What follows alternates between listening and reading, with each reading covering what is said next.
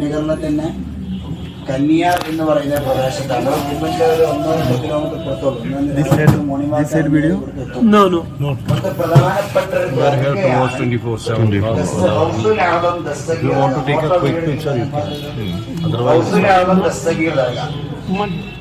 യൂട്യൂബിൽ ഗൂഗിൾ അടിച്ചാലും ഇവിടെ ആരോട് ചോദിച്ചാലും ദസ്തഗീർ ദർഗ എന്ന് പറയും. ഇവിടെ മഹാനായ ചില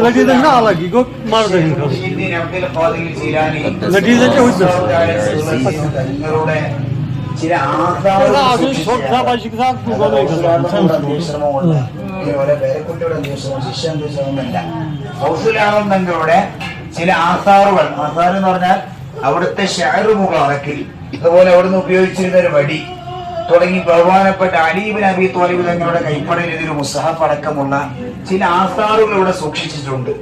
ഈ ആസാർ ഇവിടെ സൂക്ഷിച്ചത് കൊണ്ടാണ് ഈ ദർഗയ്ക്ക്, ഈ ദർഗ എന്ന് പറഞ്ഞ പേര് കൊണ്ടുവന്ന ആൾക്കാർ മക്കബറ ഇവിടെ ഉണ്ട്. ഇക്കാലത്തുള്ള 1-2 ആളുകൾ മഹാന്മാരുടെ മക്കബറകൾ ഇതിനകത്തുണ്ട്.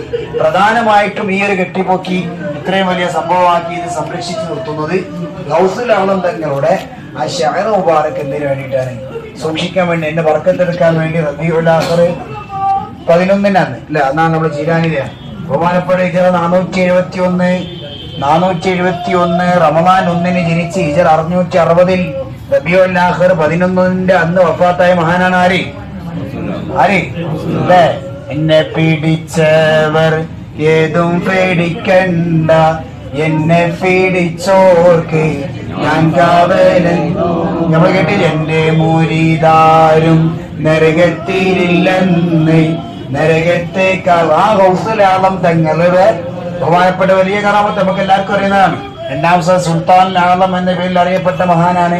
അഖ്താബീങ്ങളുടെ നേതാവാണ്, എല്ലാ ഉലിയാക്കളുടെയും നേതാവാണ് ഗൗസുൽ ആളം മുഹീദ്ദീൻ അബ്ദുൽ ഖാദിർ ജീലാനി റളിയല്ലാഹു തആല അൻഹു. അപ്പൊ അവരുടെ ആ ഷഅർ മുബാറക് ഇവിടെ സൂക്ഷിച്ചു വെച്ചിട്ടുണ്ട്. അത് റബീഉൽ ആഖിർ 11 അന്ന് അത് പൊതുദർശനം കാര്യങ്ങളൊക്കെ. ആ പൊതുദർശനത്തിന് ലക്ഷക്കണക്കിന് വരുന്ന ആളുകളാണ് ഇവിടെ തുറന്ന് കാണിച്ചു കൊടുക്കുന്ന ദിവസം.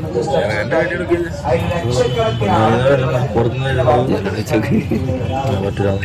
വേണ്ടിയിട്ട് മാത്രം നിർമ്മിച്ച 200 വർഷത്തോളം കാലമായി ഈ ഒരു നിർമ്മിതി ഇവിടെ നിർമ്മിച്ചിട്ട് 1806 ആദ്യത്തെ ഒരു രൂപത്തിൽ പണി കഴിപ്പിച്ചത്. പിന്നെ 886 ഒന്നും കൂടി വിശാലമായി പള്ളിയും ഭാഗങ്ങളൊക്കെ ആക്കിയിട്ട് മരം കൊണ്ടുള്ള വർക്കുകളാണ്. നമ്മുടെ ഇവിടുത്തെ ഇതുപോലെ സുന്ദരമായ ഒരു കാഴ്ച കാണാണ്ട് നമ്മളെ ബഹുമാനപ്പെട്ട ഷാഹി അഹമ്മദ് നിങ്ങൾ നേരത്തെ പറഞ്ഞില്ലേ, ഇവിടൊക്കെ മുസ്ലിമുകൾ വരാനുള്ള കാരണം ആരാ? ഷാഹി അഹമ്മദ് തങ്ങളാണ്. അവരോടുള്ള ഒരു ബഹുമാനാർത്ഥം ഉണ്ടാക്കിയൊരു അവരുടെ കാങ്കാഹുണ്ട്, സുൽത്താൻ സൈനാബിനി നിർമ്മിച്ച ഒരു കാങ്കാഹ്. അതിലൊക്കെ നിർമ്മിതിയുടെ ഭംഗി നമ്മളൊക്കെ നോക്കണം. നമ്മുടെ നാട്ടിലേക്കൊക്കെ കോപ്പി ചെയ്യാൻ കഴിയുമെന്ന് ചിലപ്പോൾ കഴിഞ്ഞോളന്നില്ല.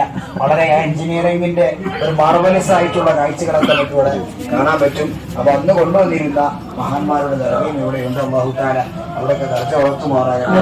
ഇവിടെ വർക്കത്ത് കൊണ്ട്, പ്രത്യേകിച്ച് ഗൗസുൽ ആളം തങ്ങളുടെ വർക്കത്ത് കൊണ്ട് അല്ലാഹു നമ്മുടെ യാത്ര സന്തോഷത്തോടെ പൂർത്തീകരിക്കാൻ തൗഫീഖ് ചെയ്യട്ടെ. ഫാത്തിഹ.